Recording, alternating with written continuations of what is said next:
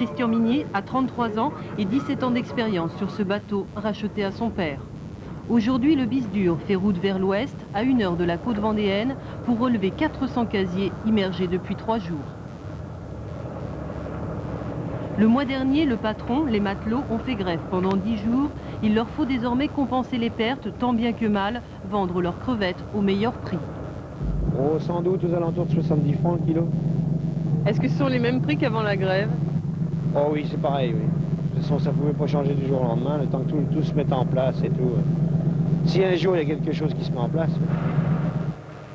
En mer, pendant 8 heures, les gestes se répètent, toujours les mêmes.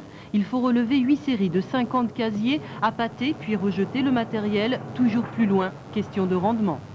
Il faut mettre beaucoup plus de matériel, travailler encore plus pour gagner encore moins. C'est-à-dire, vous gagnez combien, vous, environ? Oh, entre 5 et 6 000 francs par mois. En fin de matinée, le bilan est plutôt maigre, 58 kg de crevettes à 70 francs le kilo. Après déduction des charges, reste 500 francs pour chaque pêcheur. Aussitôt pêchée, la crevette est vendue en criée de Saint-Gilles-Croix-de-Vie. C'est le crieur qui fixe le prix de base. Le marailleur fait baisser les enchères. 10 kg, 70, 70, 68, 68, 9, 39, donc par l'arrêt, 69, 11, 12. Alain Morino s'approvisionne ici chaque jour. Il achète selon les besoins de ses clients, puis redistribue la marchandise. Les crevettes sont triées, sélectionnées. Les plus grosses, les bouquets, vont partir pour Rungis. Achetées 70 francs, elles seront revendues 240 francs le kilo. Les autres sont envoyées à Nantes. Suivant le triage, le pourcentage de bouquets que nous pouvons retirer, il est très difficile de dire un prix. Mais nous savons que sur le marché nantais, nous avons des prix à ne pas dépasser, qui va généralement de 75 à 100 francs. Et au-delà, ce n'est plus la peine de faire de la crevette.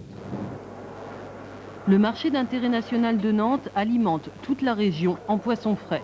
Le matin, dès 4 heures, Alain Morino est sur le pont pour proposer sa marchandise aux poissonniers et aux restaurateurs.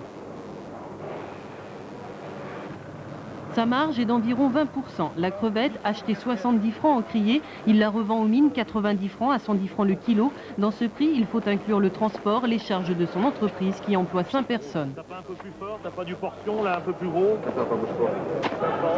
Devant son étal, les clients se succèdent, font jouer la concurrence, cherchent à baisser les prix. À leur goût, tout est toujours trop cher. Les prix sont toujours très chers parce qu'étant donné qu'ils ont une marge qui est nettement supérieure à celle du marailleur, généralement la marge du poissonnier est de 1,5. Systématiquement, si les produits sont chers au départ, ils se retrouvent chers à l'arrivée. L'arrivée, le dernier intermédiaire avant le consommateur, c'est le poissonnier. Roland Chazalon, lui, possède 3 magasins. La marge de ce détaillant nantais fluctue de 30 à 50%, mais il lui faut payer ses charges, installation, employés et transport. Résultat, sur son étal, la crevette est vendue 168 francs, 3 fois plus cher qu'en criée. Chez le poissonnier, les prix grimpent, mais il y a des limites à ne pas dépasser.